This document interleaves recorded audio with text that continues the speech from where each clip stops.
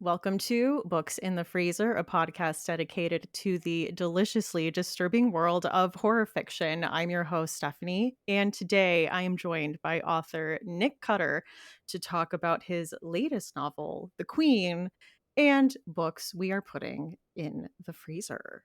So, thank you so much for joining me today. Well, thank you, Stephanie. It's a real pleasure to be here. As I was telling you earlier, I feel like I've been a fan for such a long time, so this feels a little surreal.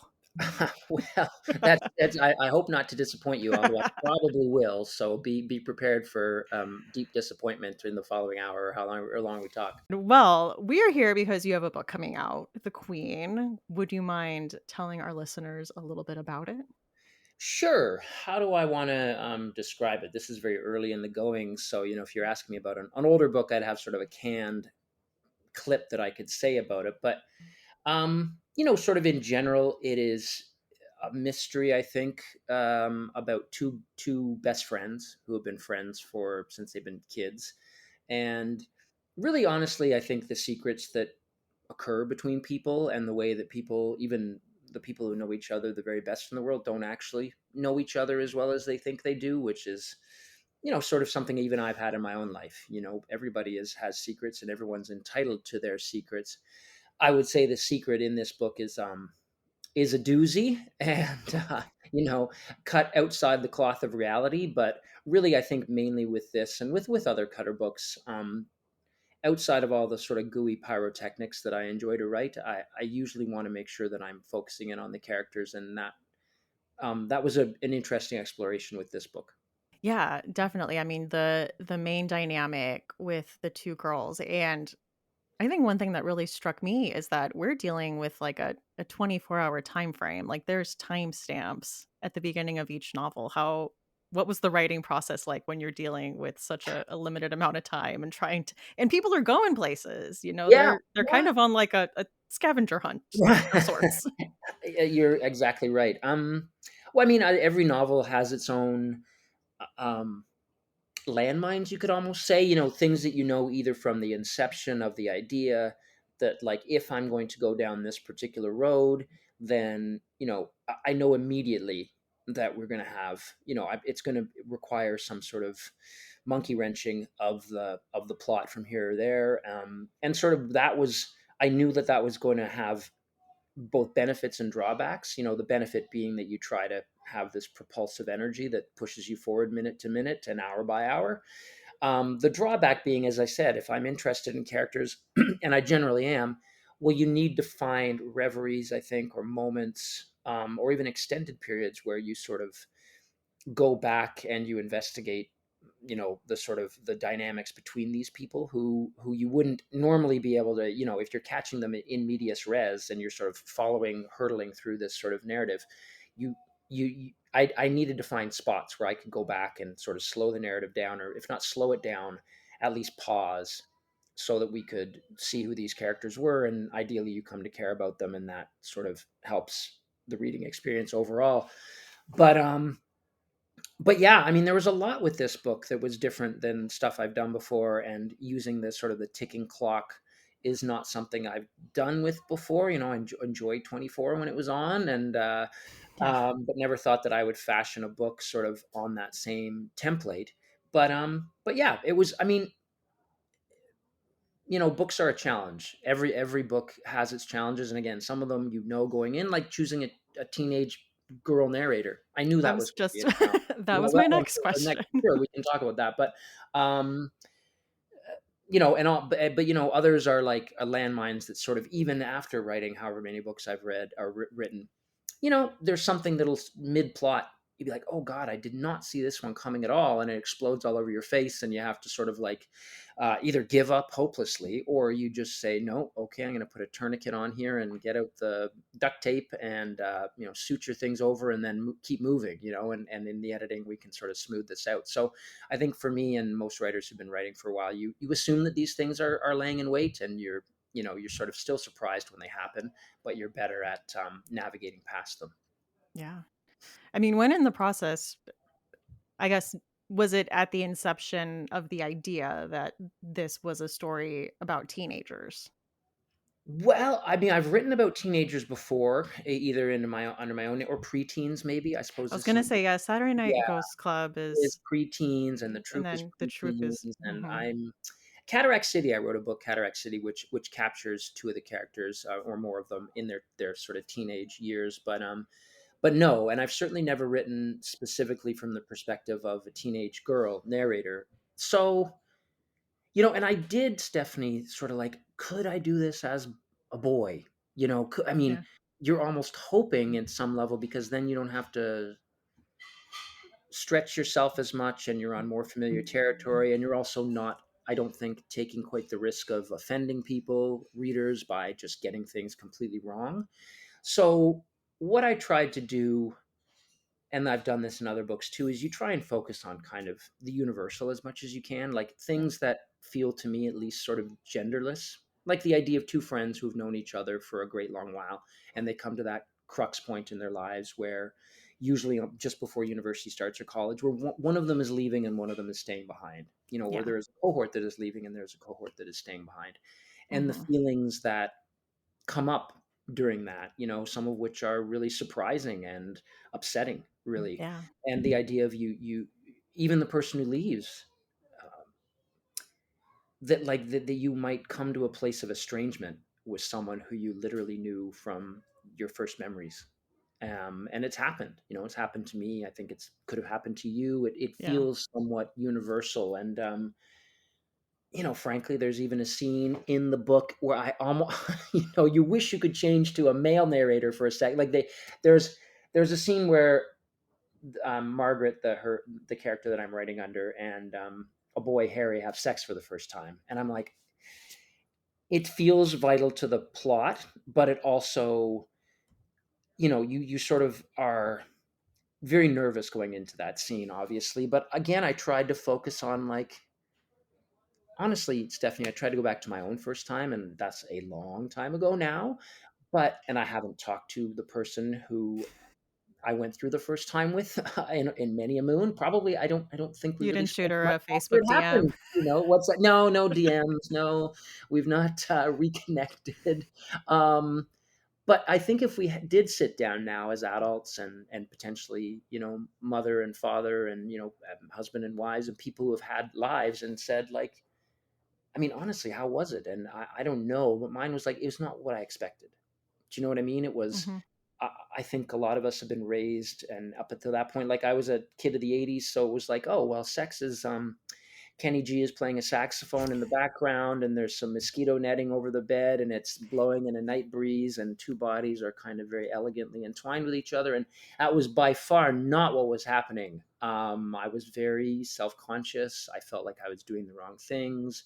My body felt weird to me in that moment, and it was sort of like, could we just like have a do over here, or could we like maybe just call a timeout and chat about it? So again, that's way TMI, but it's also trying to stick with things that feel like, okay, yes, I'm writing as a man, but are these things to a degree somewhat universal? And if I could stick to those and try and Mhm. be as, you know solicitous and careful within those things, but while also sort of leaning on my own experience and hoping that I was leaning into the universal, I tried to do that, and also recognizing, again, it's just not going to work for everybody, and Yeah. that's, I've certainly written a bunch of books already that haven't worked for everybody, and that's part of writing. You you start writing a book and you say to yourself, oh, well, it's working so well for you that you are completely blind to the things that other people are going to find outrageous or enraging, or just simply feel takes them out of the book, right? But if you were feeling all those things, you wouldn't actually get through the book in the first place, because you would collapse into self-pity and just say, to heck with it, I'm going to do something else with my life. Do you check your Goodreads or your reviews at all, or are you someone who, like, when the book is out, it's out of my hands, I don't wanna know? I do. I mean, I know, when I was younger, I mean, I've been a writer for, I guess, 20 years now, more or less. So we're going back to the dinosaur days, it feels like sometimes. But, my first book, there were probably like 10 reviews of substance. If you're lucky, you get one in the New York Times, the Washington Post, et cetera, et cetera. and someone would have to clip them out almost and send them to you so you could read them. If you couldn't, if you weren't diligent about finding them yourself. Now, obviously, as you know, Stephanie, there's a great amount of people who you can read who have an opinion about your work, as they've always had it. It's just now they have a more public venue in which to do it. And I think it's great. I think Goodreads is great. I think Amazon is great. I think they're a great benefit to writers and they're a great benefit to readers. But for me, um, it's like a 5-star review. You think, you're being soft. You're not, that's not you don't really mean that. And then the 1-star reviews are like, oh, my soul, you found the most awkward and terrible part of it. And you know me, and you've just sort of outed my secret shame. And then now you're crushing me up in your grip without caring about it. And that neither of those are true. Both of them are perception based. Right. So Yeah. I feel like, um, it's just worth to avoid it altogether, and Yeah. I know some writers who do, and they're completely inured to it. They could be reading, they could be reading the newspaper for all that it really bothers them. But other people, I think, say that they're fine with it, and then they wade in there, and then it's too late. It's like you've gotten yourself caught in a Chinese finger trap, and you can't get yourself out of it, and you got to keep reading, and you're like, Yeah. well, the next one will be better. The next one will make me feel better about myself, and then it doesn't. So I think it's just generally just avoided. All in general is the way I do it, but obviously your mileage will vary depending on who you are as a person and a writer. See that. I did have a question from a Patreon supporter, Valmai, who wants to know if your stories are based on some true stories or if they are solely from your imagination. She said specifically because The Troop and The Deep had a documentary true crime kind of feel. Oh, interesting. That was my cat who just went went ballistic there for some reason. Um, I would say yes. Some things come from my own life. Even in this book, there were a couple elements that drew from my real life, which we can potentially talk about. I'll have to be very careful navigating around them, but sort of in those early books, I mean, that and like my influences, I realize I'm very influenced by Stephen King, Clive Barker. I'm if nothing, the result of my influences on the horror side for sure. So it's a matter of, I think, navigating between those influences and lending to it the specificity that comes from my own background and past. Because even with the books under my own name, often after reading or something, someone will come up and they've read. I've been grateful that they've read a number of the books, and they'll mention a specific scene and say that it really felt meaningful to them, or they felt an immediacy to it. And normally it's like, well, that actually is something that started with a kernel of my own life experience. And I think I learned a long time ago to start with something that you can anchor yourself to, I think, narratively or as a writer, that feels emotionally resonant. And then you just have to really go back into your own history and your own memory and sort of tease out those really galvanic or important details. And then you buttress those out with fiction, and then, Yeah. then that becomes a scene that is fictional but has elements of truth and real history in it. And even, like I said, with this book, one of the harder things to do was you're writing from a teenage perspective, and I'm a man in my mid 40s when I was writing it. I'm a long way away. I'm 3 decades separated from the mid 1990s when I was the age of these kids. So, like, how do you get back? And truth is, like, for me anyways, I can't wholly. There are some tricks, I think, and techniques that can sort of anchor you maybe, or pull you back to those sensory memories that feel realistic and resonant. But I mean, there are some authors, again, Stephen King being one of them, who seems to have, a Ray Bradbury, have a like an immediate lifeline to their childhoods, like as though it doesn't Yeah. matter how much time has elapsed, they can just reach back and get these pointillistic details and entire scenes that feel completely like they're carved out of a recent memory. And then you have a writer like S.E. Hinton, who, I mean, if you write The Outsiders when you're 16, that's a good way to do it. Yeah. It's a good way to be the age of your characters, because then the immediacy is actually, I'm living it, right? But for Mhm. most of us, um, we've got to go back and find ourselves in a way, and then and try and transfer that into the character. And so for me, it was like going back to my hometown, and I set this in my hometown where I spent my formative years, I'd say my high school years, and dragging out the old yellowed yearbooks, going through Yeah. them, and it really helped. And then my school, I didn't realize this, has a Facebook page, and we had a really active AV department. And so someone was always out with one of those bulky video cameras, recording the halls, recording the dances, with the music that was apropos of that time in our lives. And that was immensely helpful too. Like, I just felt like I went right back, not right back, but I really attached myself closer to that time and place in my life.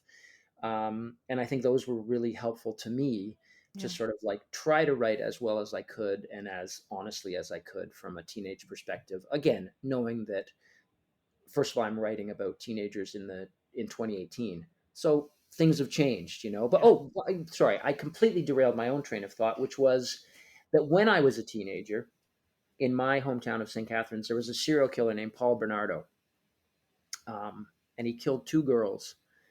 And Stephanie, you having read the book, this might make sense to you. My perception of it is, and I write about this in the acknowledgments, is that of the two, one came from means, Hmm. was from a wealthy family, and one was from a less wealthy family, was from even potentially a poor family. And that because of that wealth disparity, they were memorialized differently. Everyone had a story about the rich girl and what Yeah. promise and potential thwarted because of the death and the loss of this person. And it's not like that same tragic circumstance was not applied to the other girl. It was, but it felt, as the kids would say this day, it hit different. It didn't quite feel as resonant, or that there was enough care. And I wrote the book under that belief structure. That was really very important to the way that I wrote the book. And then, afterwards, I did the research, I think, and I looked a bit more deeply into it. And it didn't actually, that's the weird thing about memory. It doesn't necessarily hold up to scrutiny once you really sort Yeah. of unpack it. And I don't think there was that difference as much as I wanted to see it at the time. But I think sort of the anger that fueled part of the writing was important at the time when I was writing it. And I think probably societally, socially, it still coheres. I think Yeah. there probably still is some resonance and truth to it, but I don't think maybe in that specific circumstance related to my own upbringing and those incidents back in my hometown, I don't think it works there exactly. But in any case, it was like it fueled the writing at the time. Yeah. But I mean, even within true crime spaces today, even if that specific thing wasn't true, we still see the way certain victims' cases get a lot more airtime, get a lot of like boots on the ground interest, and TikTok series made about them, and which ones get ignored. Yeah, I think you're exactly right about that. So I think probably ambiently I had noticed a lot of the same thing that you mentioned, and I applied it to this thing that happened during my youth. We are talking today, though, about things we're putting in the freezer. And Yeah. for those of you who are unaware, the name of the podcast comes from an episode of Friends where Joey Tribbiani is reading The Shining and he puts it in the freezer because it is too scary. And so that is where the rating scale for the podcast comes from, is books that are very scary get put in the freezer. Like I tell people, like The Troop is a freezer book. Like it made me sick reading it. I had like physical reactions while reading it. That is like a freezer book. So for you as a reader, what Yeah. kind of things are freezer worthy? Like make a book Well, there. um, I think for me, because when I was a young reader, I started where everyone started, I think, as a horror reader, at least in the 80s, with Stephen King. Mhm. I read a ton of him, and he had his spiciness. And I mean, this is the old fogey spicy talking. I think spicy now sort of means like something Sexy. different. I mean, like, gross Yeah. or terrifying or whatever. And, just like with horror, there are different levels of what you want to sort of submit yourself to. And from there, I read Anne Rice and Robert R. McCammon and Clive Barker, of course, and he was Yeah. quite spicy. Um, but there was a point where even that was like, I think I want something even hotter. And anytime you want that in the horror genre, there's always a dark alley that opens up, and there are shadowy figures lurking about, and it smells bad down there. But for a certain type of reader, we want to go down that road. And initially, I think for me, first couple, I'd be like, you know, Forbidden. Come on, this is in terms of spiciness. Baby pablum is spicier than this. But then you get confident, you puff your chest out, and you start, walking further down that alley, and then, the Marquis de Sade comes out, and George Bataille and Peter Sotos, and they're not even trying to scare, they're stabbing you with dirty needles, and they're hitting you over the back of the head with 2x4s, and you're like, oh God, I got to get out of here. So, I went really deep down that with movies too. You know what I mean? I think I just tried to not really terrify myself, but like how bleak, and depressing could I go? And so I think that's kind of blown out my perspective a lot as to like what constitutes truly horrifying reading. But I would say like some of my early freezer books. I think the first one that really truly scared the hell out of me, and I wish there had been a freezer around, was Night Shift, Stephen King's short story collection, but specifically The Bogeyman. It was a really terrifying short story, and I remember reading that in a library in the clean, sane light of day, probably 13 years old, and finishing it and kind of having the jitters, but saying, oh, that wasn't so bad. Like you're trying to sort of convince yourself it wasn't so bad. That was fine. That was fine. It's like look to other people like it was fine. It was fine. Don't worry, it was fine. And they're like, what? This poor kid's having a collapse over here. But then you get home and it's 8 o'clock and it's dark and you're in bed, and then it's very scary. And that one scared me for a great deal of time.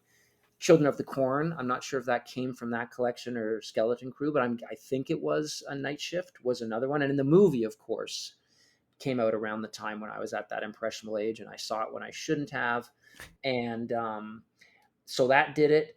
What else would I say?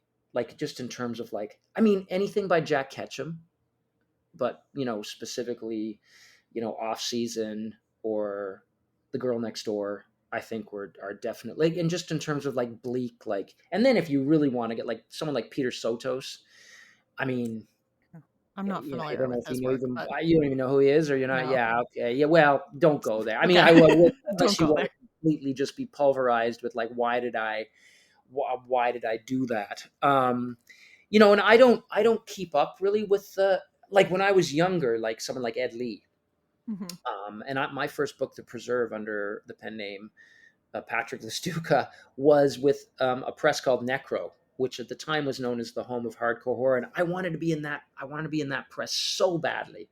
And I wrote to the owner and I said, I'm a young knucklehead and I've got this novel. And he's sort of like, oh God, I've dealt with you types before, but you know, but send it along. He humored me, and it ended up being my first published book. And he was like the most awesome guy. And as often you meet people in the horror world and you think, well, you run a press like Necro, like you're probably going to have a necklace of skulls and walk around in a warlock hat or something. And nothing could be further from the truth, right? He's just the nicest, sweetest, most honest guy you could meet.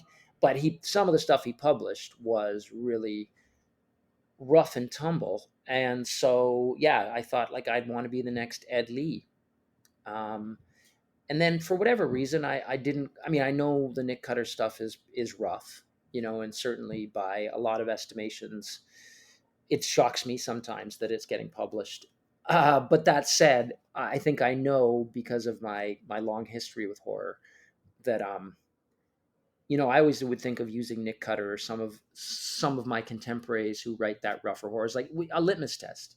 Like if that's too much, then bounce back to the sunny side of the street because there's lots you're going to love there and lots to admire, and you can read that stuff for the rest of your life and consider yourself a very well-read horror reader. But if you go past me, and I know this from being down that alley, there's stuff that's going to turn your head fucking bone white. So be careful.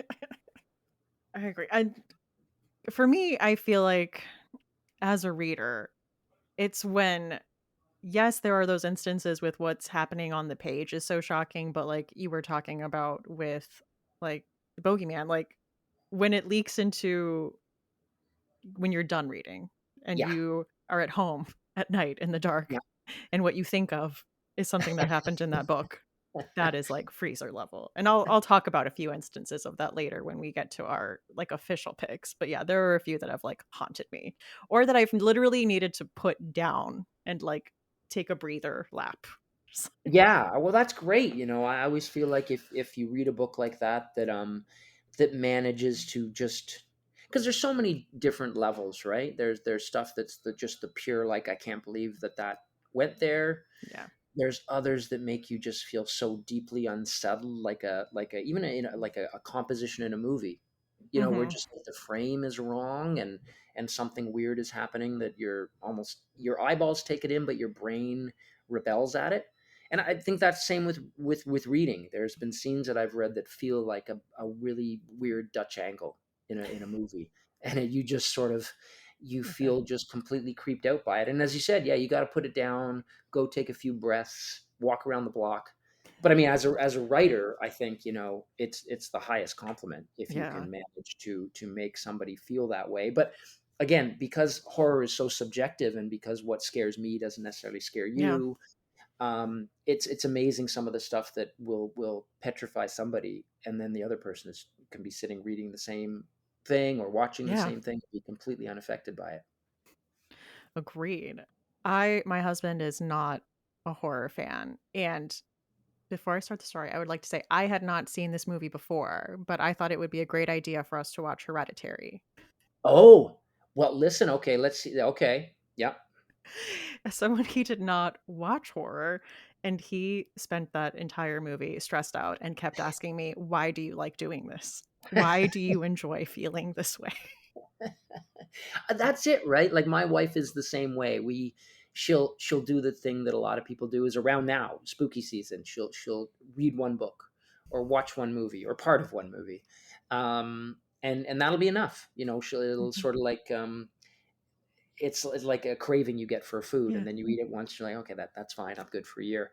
Obviously, we are not built that way. Yeah. We are built differently, but we are married to people who we love, who really exist at the opposite end of the spectrum. And I would say Hereditary is, it's so hard to scare me at this point. You know what I mean? I wish it was easier. I wish it was. I wish I could go back to sort of that brain that I had when I was a teenager, and I was, or even younger, and everything scared me. And, Yeah. and, and now it's sort of like you're inured to it. But Hereditary, and to a lesser degree, but still not to a zero degree, was Midsummer. Like, both of those were really, I think Ari Aster really has something as a horror film director.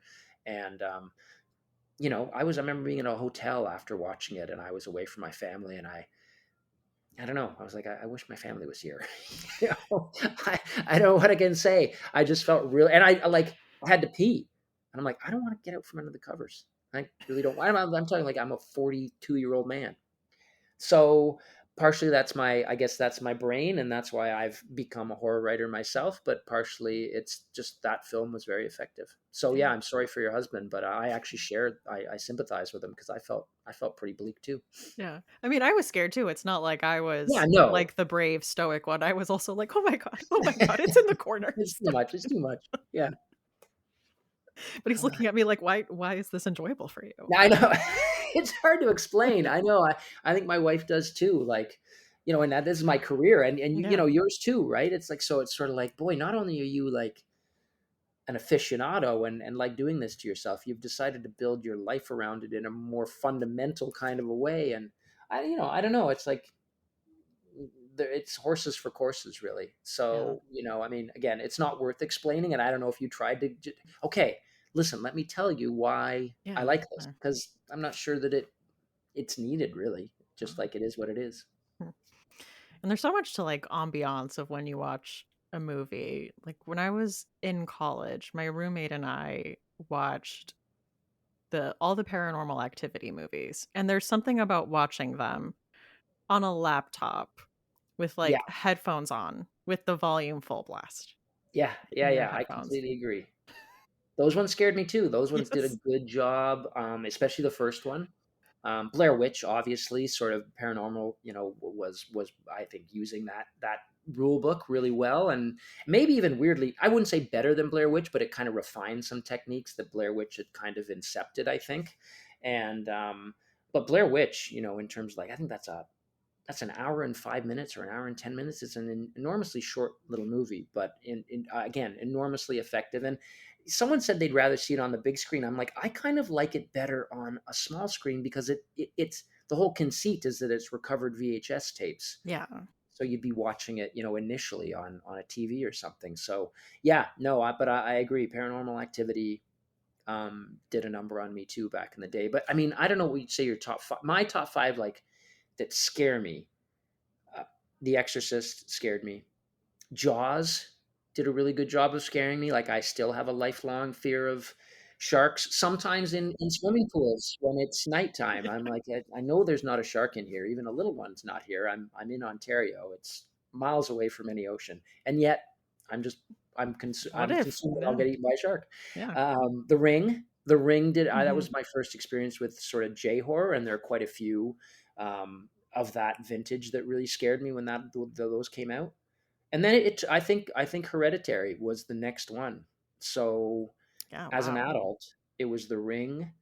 Yeah, because the other ones were all when I was a kid. So The Ring and Hereditary. I mean, there's other ones that have absolutely been super effective. And like, again, like the Blair Witch or Paranormal Activity. But I would say, like, in terms of really, really doing a number on me, it would be those two. Yeah.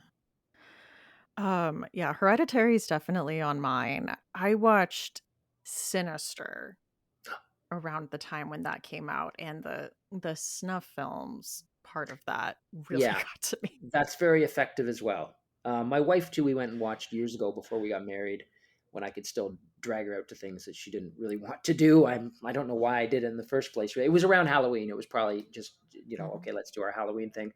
It was Insidious was another one Yeah. that she did not like, that one at all. And we were taking the subway home, and she was like, "I'm not going to sleep tonight." So Those are she so made jump us. scare heavy too. Yeah, they were, and then I always said, I thought the end of that one was when Patrick Wilson gets in a fist fight with the demon. I'm like, okay, I'm out.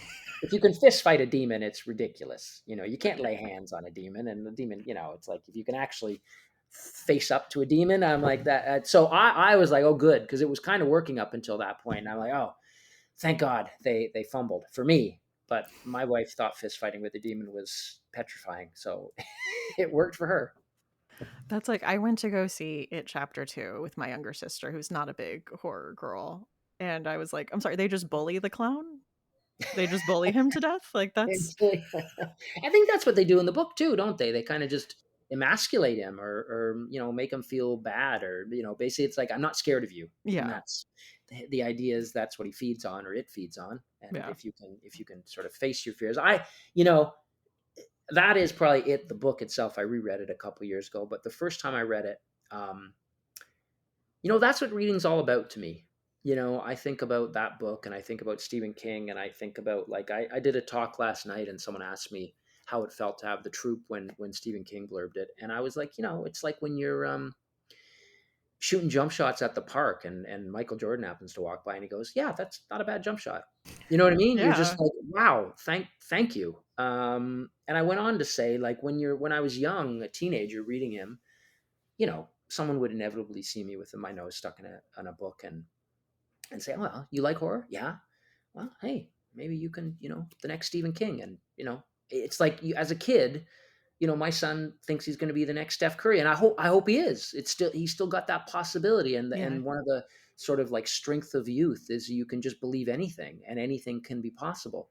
For me, it was like, if I did harbor that thought, and maybe I did, as sort of a youthful craziness, but you actually, you join the writing world, and you get to understand just what a genius he is, and what a titanic sort of force he is. And you come to realize it's just like, it's great just to be around, and to be a to bask in what he does, really, frankly, is what it comes down to for me. And something like it, the Mhm. roundness of the feeling when I finished that as a teenager, and just the kind of mix of elation and feeling so full, but also feeling melancholy that it was gone, done. Because Yeah. as you're going towards it, the pages are ending, and there's going to be a couple pages at the end, like advertising other books in the Signet line of books. Yeah, those are not what I want. I'm gonna the end's gonna hit me quicker than I want it to. Um, and those are the things that set the fundament for most of us, and wanting to try and do it ourselves at some level. And I went on to say, a lot of people are influenced by, say, HP Lovecraft, but he died long before he could see his impact on the genre or on culture in general. But Stephen King and some others like Margaret Atwood, my countrywoman, I think they've lived long enough, and they've been prolific enough, and they've been meaningful enough that they can see their impact on the culture Mhm. while they still have breath in their lungs. And I'm certainly, I carry that influence forward, with obviously my own books. Are we ready to talk about our freezer picks? Sure. My first pick is Violent Faculties by Charlene Helsby. This came out, I want to say, this year, and ooh, this was one of those rough reads. This is about a philosophy professor who has been let go from the university due to budget cuts. But what you, the reader, are reading is her essentially like an academic thesis. And she is setting out in this thesis to prove why philosophy is actually quite important as a humanity. And she is showing off like a series of experiments about life and death and what makes us human. And she is doing this by kidnapping and torturing several people who have wronged her either professionally, like they're, part of the university, they were in charge of making this decision. Some of them are just like personal squabbles she had with people. So you're dealing with someone who is writing in this like very academic, very like scientific way, but who is clearly unhinged and unwell, and sometimes like a personal like barb will slip through, and you just realize you're dealing with someone who has just absolutely gone off the deep end, unhinged. And I mean, I think this just went there in all the ways that I was not expecting. Like she like capital T tortures people. Like it's on Hmm. the page. She's writing this down like, and this is what I observed when this happened. And this is how the subject reacted when this was done to him. Um, so yeah, trigger warnings for that. You definitely need to know that going in. There is a lot of like sexual assault. There's a lot of torture. There's a lot of death, obviously. Don't feel like I need to spell that out. But this is a book like, yeah, you need to know what you're going into going in. I mean, the cover of the book is like a tongue being cut out, but it's like a diagram with like the Oh, little okay. measurements all around. And I picked this up at StokerCon, and I should have known because when I picked it up, the guy said like, "Oh, how do you do around gore?" So I should have known what I was getting myself into when like that was the reaction when I picked it up. So yeah, definitely a freezer book for me, not for the squeamish. It does have its funny moments in there, but obviously it's extremely dark. So that is Violent Faculties by Charlene Helsby. Remember that one. Violent Faculties. So, and now I do one. Okay. Well, I'll start with Pet Cemetery, I guess, because um, I think I just said it. It's probably my favorite Stephen King book. Tough to say, but it probably is. And I would say the one clearly is the most influential on my own work is Carrie, which obviously I love a great deal too. But I think the one that maybe aesthetically for my own work feels the most resonant is Pet Cemetery, because it really is. Now I haven't read Revival. Well, I should, but I think that might be the only one that I can see from online scuttlebutt kind of rivals Pet Cemetery for its just bleakness. Do you know what I mean? Yeah. It's the one book, because there are, and that's not Stephen King's normal way of doing it. And there's a great number of writers who, even in the horror genre, will take their characters to really dark places and put them through the ringer. But there's that uplift maybe over the last 50 pages where they're pulled up, they exonerate themselves, they are um, absolved from sort of the trials of before them, and they're sort of patted on the head and they're patted on their bum, and okay, away you go to a relatively happy ending. You know what I mean? And Mhm. I think even horror readers like that feeling of being taken down, twisted around, broken, and on the journey of the character. But then at some point, there's that sort of sparing of the character, and there's that kind of like good and happy ending. And I think Stephen King does that too. The Shining would be, yes, Jack Torrance is dead. Not to spoil this for anyone who hasn't. I feel like it's very belated spoilers, but Wendy and Danny are at the end at a like a resort. So they've lived. So yes, they've gone through hell, but they've come through it. And that would sort of, I think, feel a lot of his novels do that, and a lot of other writers' novels do that. But this is one where it's like every chance that they have for redemption is thwarted. Every sunny moment is their black clouds will blow over, and I think the thing that makes it work so well, amongst many other things, is it all makes sense on a human level. Like every decision that gets made in that book is justifiable. You think you would have done it yourself, right? Like Yeah. I certainly, when I read it I didn't, when I read it when I was younger, I didn't understand the parent angle as much. But when I reread it again as a father, I'm like, yeah, of course. If I knew there was a way, God forbid, I lost one of my children, and there was a way, as insane and dangerous as it was, to maybe get them back, would I consider it? Yeah. I mean, I think you ask most parents, they would say, there's nothing they wouldn't do, and I think that's why it works so well. But it also, there's no light, right? So, Yeah. and I think that kind of echoes in a weird way, or maybe in sort of a, well, anyway, in a way that it just works. It suits my own aesthetic. So I think probably it kind of is the most resonant with my own work, and the most resonant with like the way that I sort of write my books, at least to this point. So yeah, it's super influential, and it's just a super good read. But also, like, don't read it expecting to feel uplifted at the end. Yeah. I love Pet Cemetery. I listened to it as an audiobook with the Michael C. Hall audiobook. Um, Okay. and I had a job where I was working overnights. So, setting the ambiance, working by myself. You see Um, the movies? hmm? You've seen the movies? Uh, yes. I saw the first one. I have not seen I this have the remake. I think I started it and then just didn't finish it. Okay. Like um, I know where this is going. I've seen this before. Yeah. Um, but what was the main character's name? Was it Lewis? Lewis Creed, yeah. Yes. I I enjoyed his character shift so much because when the novel opens up, he's very flippant about death or very matter of fact. He's like, I'm a doctor. I deal with this stuff all the time. Yeah, Death is yeah, death until it happens to him, yeah, you know? And then you yeah. see, like, okay, when you're in that position, your feelings on that change.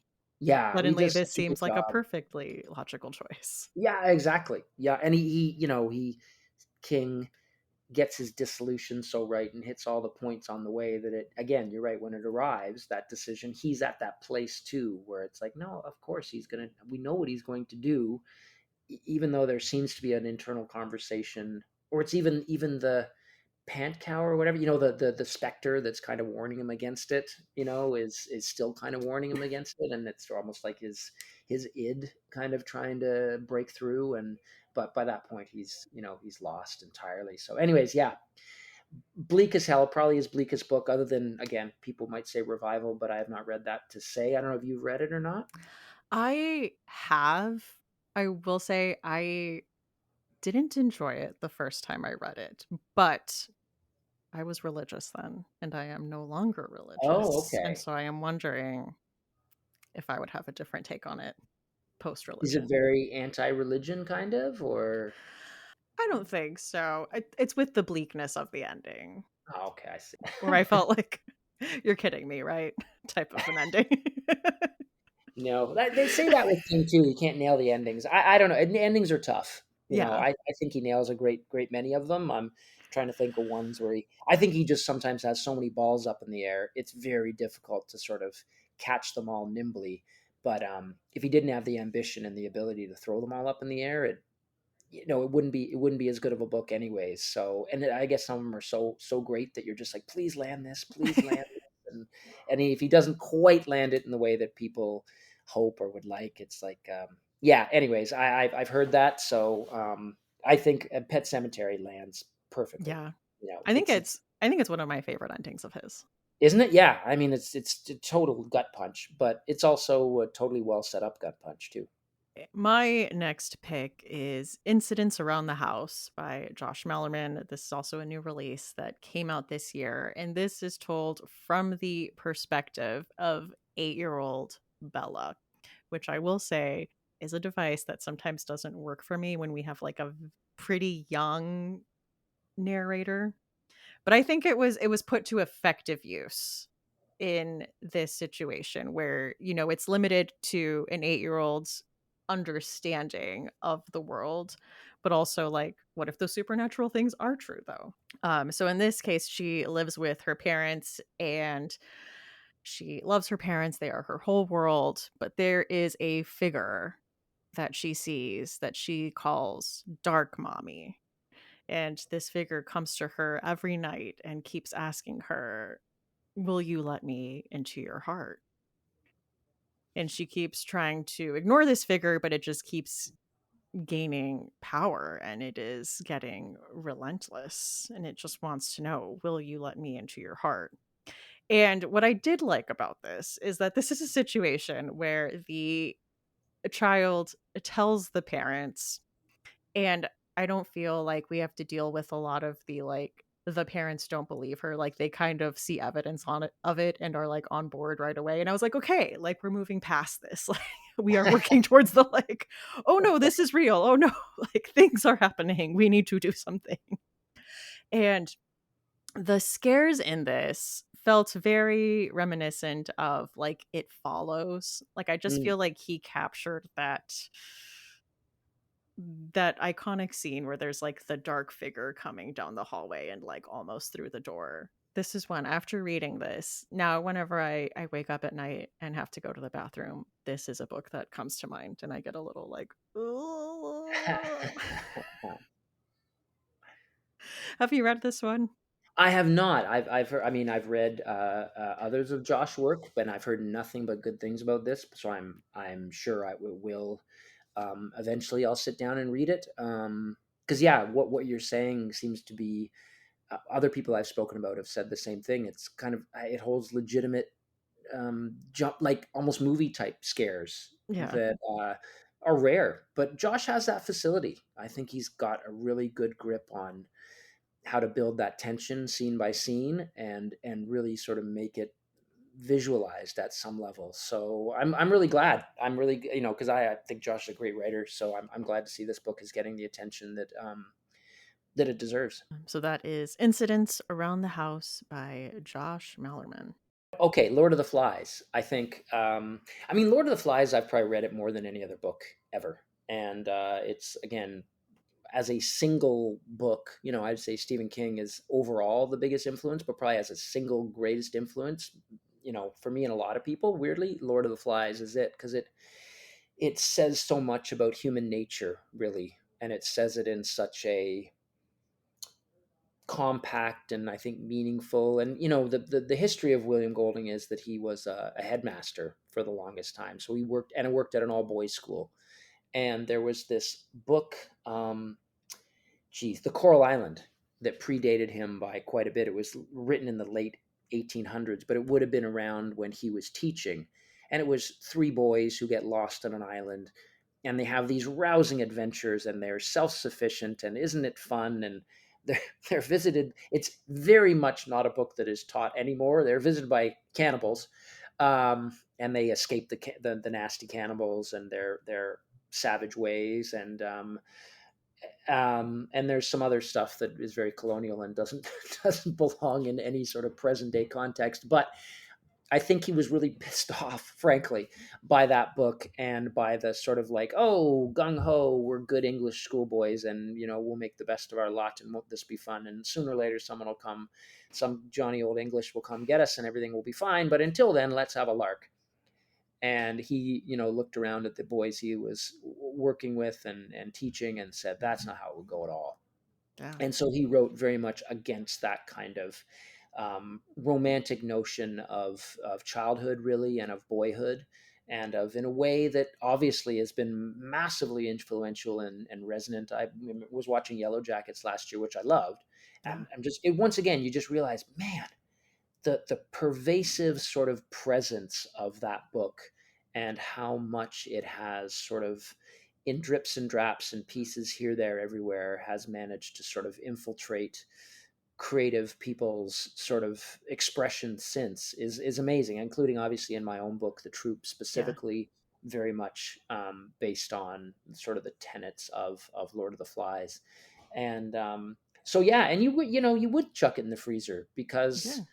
really the way some of the scenes specifically, and I think just the way it expresses human nature, again, is rather bleak. And I don't know that it would happen that way. I think there was something not too long ago where they discovered four boys had been, like, in real life, had washed up on a, sort of in a situation similar to it. And it was more like the Coral Island. They're like, all right, let's get to it. Let's get along and let's sort of like, sort of live this out until we get rescued, if we do get rescued. So, um, thank God human nature doesn't always bend that way. But it felt to me like, yeah, I think William Golding's onto something here. So, yeah, that's number 2 for me. And what's number 3 for you? Uh, Number 3 for me is The Cabin at the End of the World by Oh, yeah. Paul Tremblay. This was one, and I've told Paul when I was reading it, I had to set it down. Like, it was too much for me. I felt like, I was in the cabin with these people. And so this follows a family who is vacationing in a cabin in New England when they are visited is a soft word. When they are invaded. Just a neighborly visit. Just a chit chat. Yeah. By a group of people who are convinced the end of the world is near. And the only thing that can stop the world ending is a sacrifice from the family. And this is a freezer book because one, a home invasion in general, I think is one of the more terrifying genres. And because throughout this book, you are trying to reason with people who cannot be reasoned with. Like, we are not in the same Hmm. reality. Like, and the stakes for them are high, the highest they could possibly be. You cannot possibly get through to these people in No. any meaningful way. And that to me is terrifying. Also wanted to add Michelle McNamara's true crime book. Oh, yeah. Find You in Um, the Dark, or I'll Be Gone in the Dark. I'll be gone in the dark. A woman's obsessive search for the Golden State Killer. That was another one that like haunted my dreams, and I would wake up in the middle of the night and like just do a leisurely check and make sure all like my windows were locked and like all the doors were locked because it really got to me just how methodical all these crimes were. Yeah. I remember reading about that too, and I think a lot of true crime stuff, it is, you realize just how methodical these guys are. And it's Yeah. almost always guys. You know what I mean? Like, they've Yeah. been casing a particular house for weeks, sort of a thing, and you think it's a crime of passion. It's like, no, no, they're actually very, and they have their escape routes all planned. And I've read both of those. And for different reasons, I would agree, they're definitely terrifying. Terrifying, and Paul's is scary, but it's also really, I mean, it's propulsive. It sort of Yeah. switches midway through. Like, it's the home invasion, and then there's the escape, kind of, and then that's written in a really propulsive sort of style. But until then, it's a lot of the family dynamics, and Mhm. you even feel for the invaders, because Yeah.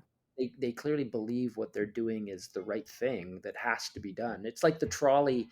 Do you know what the Yeah. trolley equation? It's Yeah. I guess a version of that, basically. So, yeah, no, I really like both of those books, but they're also like, they live inside you a little bit. Yeah. What's another good one, actually? We used to live here, which is a Yeah. Canadian writer, and I read that not too long ago. Yeah, I'd fling that in the freezer too. That one's pretty Yeah. creepy. And he said something. I interviewed him a couple months ago before the book came out, and he said something I thought was really interesting. He's like, people don't, in his experience, um, people don't need to be as terrified. How did he say it? It's like you don't have to think you have to scare people as hard as you do in order for them to be scared. It was something along those lines. Like, you don't have to really lard on the horrors.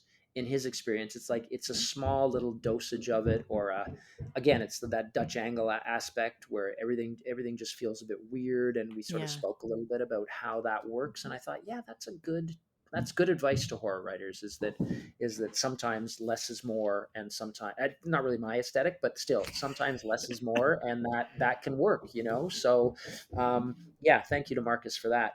So I think, to my last one, I mean, it's not really a freezer book in that way. It's a lovely book. I mean, I go back to Flowers for Algernon quite a bit. I think if I'd probably had to re-choose, I might have gone American Psycho. Actually, that might have been one that was between having me. You know what? Let's do American Psycho, because I really love Flowers for Algernon, and anyone who hasn't read it should read it. And I think it's really interesting to me because it expresses so well the sort of human ambition that we have to try and take something that can be seen as a flaw, or like we're just going to make you not only normal, quote unquote, we're going to make you super normal, and you're going to be happier because you've been taken from this place. Anyone who hasn't read the book, it's about making someone of subnormal intelligence into this super smart person, and whether he really wanted that, and whether that's really best for him.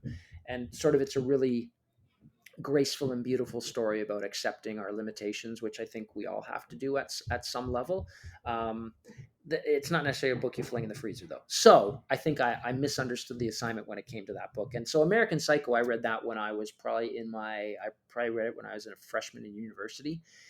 And the history to that one, as most people know, is that the publisher refused to publish it, which is such a rare thing.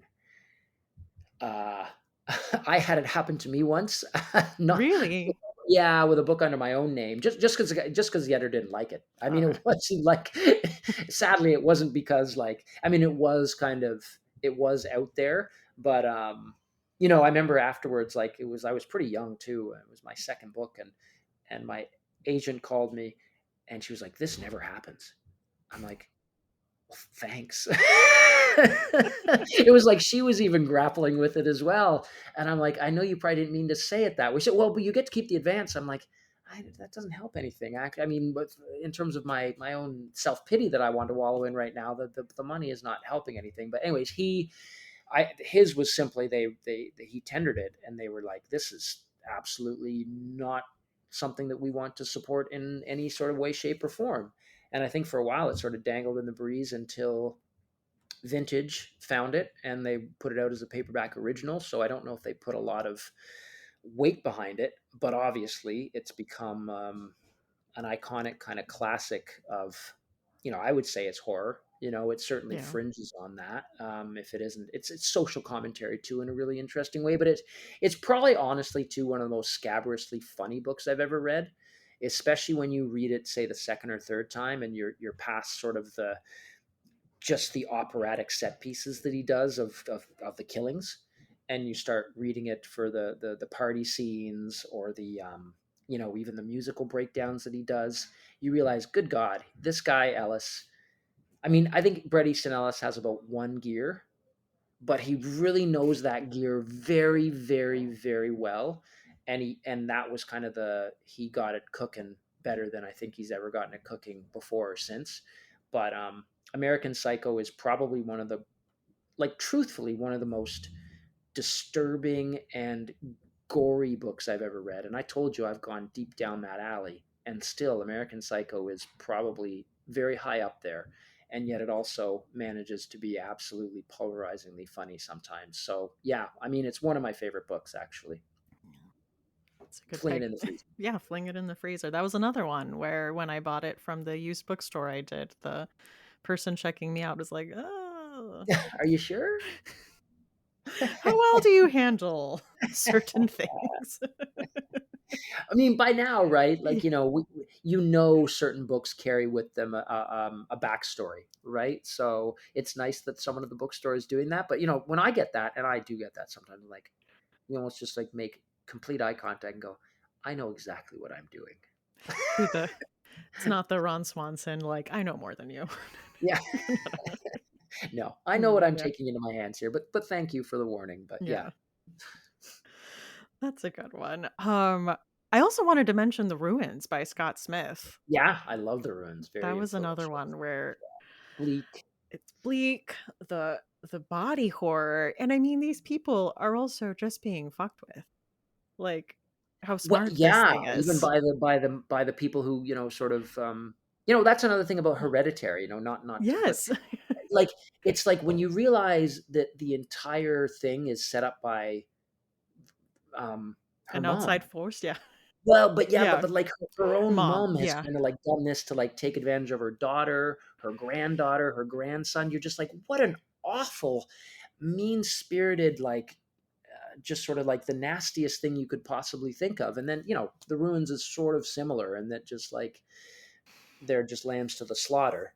But and it's written in such a plain spoken kind of a Yeah. way, I'd say, that sort of enhances the horror of it because it just feels so well. Anyways, you've read it, so you sort of know the feeling of it. But I love that book too, and it's properly regarded. I think, I'm trying to think of like whether enough people sort of read it nowadays, but I think so. I still hear Yeah, enough people talking about the ruins that I feel like it's got its proper place in sort of the pantheon. I think so, I think it lives on. Yeah. Um, and then wanted to end it with my most recent freezer book that I read. I just did a religious horror episode with CJ Lead, and for that episode, I read Father of Lies by Brian Evanson. Oh, okay. I have not read that one. I've read some of the short stories, so yeah. Yeah, this is about the first part of it. You're reading a therapist's notes as he is speaking to someone who, in the book, it's a fictional religion, but it is very clearly Mormonism.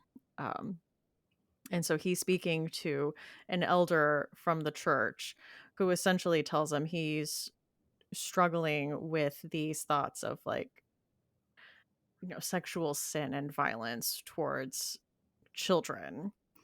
And he's just they're having this conversation, you're reading these therapist notes, and then in the second half of the book, or in the middle of the book, it switches to the patient's perspective.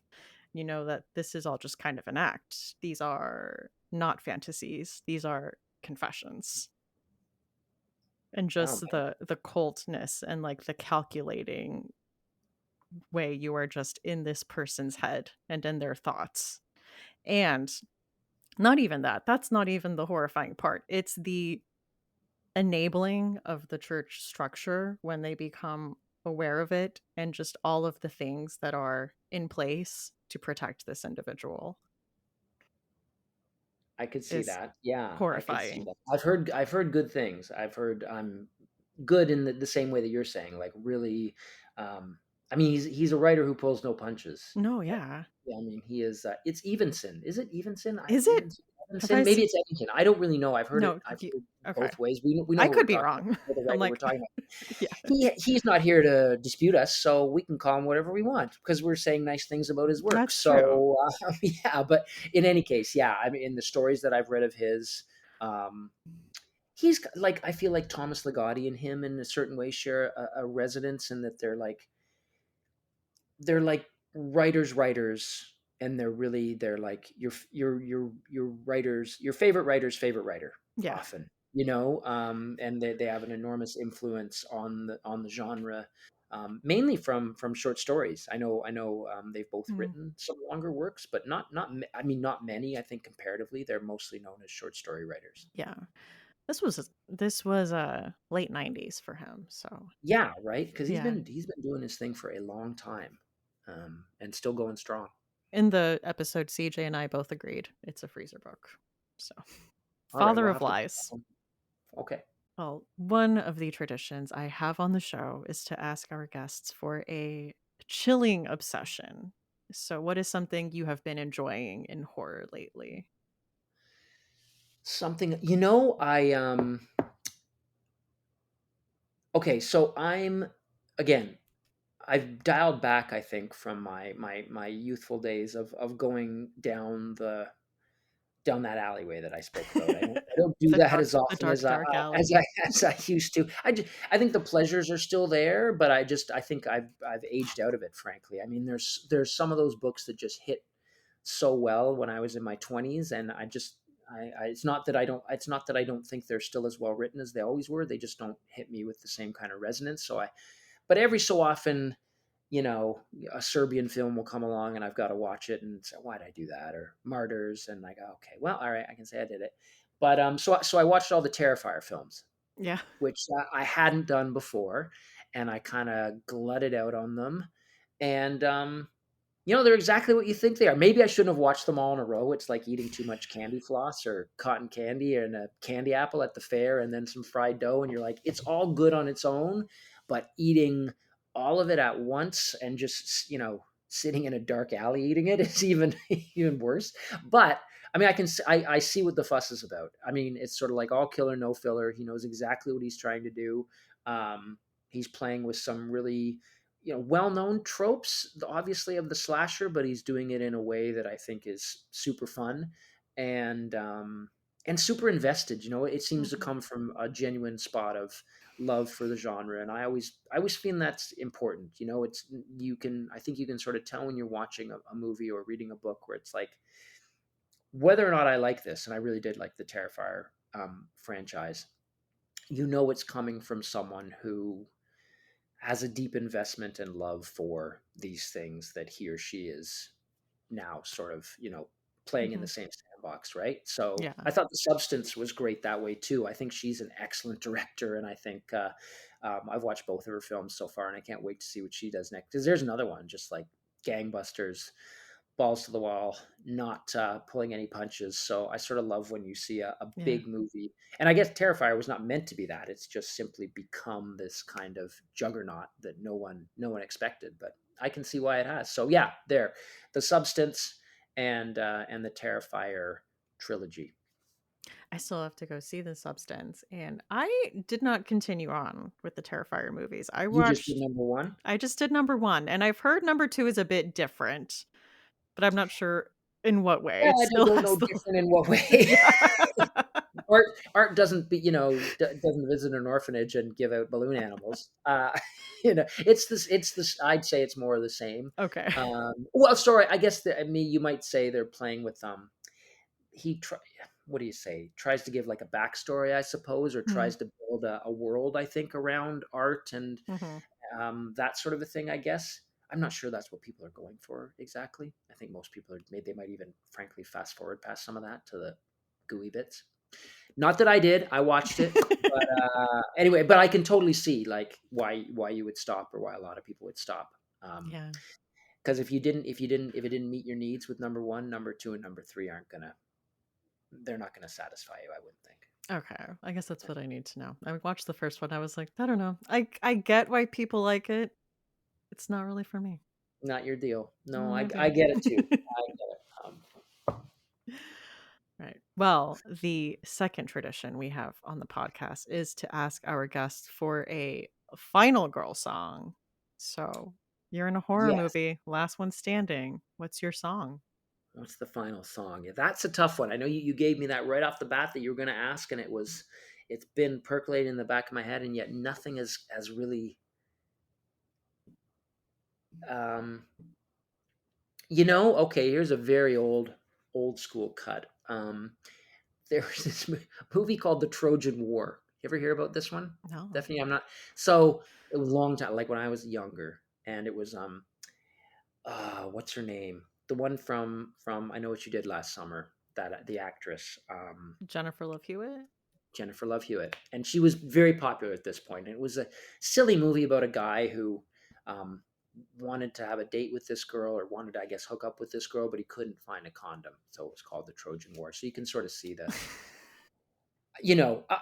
the sort of tenor of it. But he's always friends with Jennifer Love Hewitt, and they're sort of have this friendship throughout the whole thing. But it's one of these stupid things where he's like going after the wrong person when he realizes, oh, you're the one who, I really truly love. And at the end, they meet in a classic sort of 90s romance setup on the street. And there's a song from Peter Weller, who is used to be the frontman of Bauhaus, called "I'll Fall with Your Knife." So it's a great tune, and I could see it worked really well for me back in that day with the Trojan War. But you know what? It would work good for a Final Girl too, I'm sure. So that's the one I'm gonna stick with. Yeah, there it is. I love it. All right. I will add it to the playlist. Yeah, and not Peter Weller, the actor from RoboCop. Peter Weller, the singer. Okay. I'm sure Peter Weller, the actor, is also a good singer, but this is not one of his songs. It's not his song. No, not his. Well, thank you so much for chatting with me today about the Queen and freezer horror. My pleasure. Thank you very much for having me. I really like this podcast. It's a super cool concept, and many happy returns with it as you go forward. Oh, thank you so much. Well, where can people find you online if they want to They find you? can't. They can't. No, Okay. I don't have any social media stuff, but I do have a website. Okay. So www.craigdavidson.net. And my brother actually put together a really cool site specifically for the Queen, so you can access that just through the website. Oh, And that's cool. yeah, kind of like an Easter eggy kind of thing that if you've read the book, or even if you haven't, you can check it out. So yeah, that's where you can find me. All right. Perfect. Well, again, thank you so much. My pleasure. Thank you very much, Stephanie. Books in the Freezer is a bi-weekly podcast. We post episodes every other Tuesday. You can find us on Instagram, Threads, Blue Sky, and TikTok, all under some variation of Books in the Freezer. We are no longer on Twitter, so if you are looking for us there, you will not find us because I nuked this account and my personal account this last week. But you can find us basically all the other places. And if you want to send us an email, we are at booksinthefreezer@gmail.com. Show notes for this episode and all previous episodes are at booksinthefreezer.com, where you will find a list of all the books and movies mentioned, as well as links to a lot of cool stuff. Things like the Final Girl playlist on Spotify, or merch, or links to our Patreon, or even affiliate links. So you can find all that at booksinthefreezer.com. I have been your host, Stephanie Gagne. Thanks so much for listening, and see you next time on Books in the Freezer.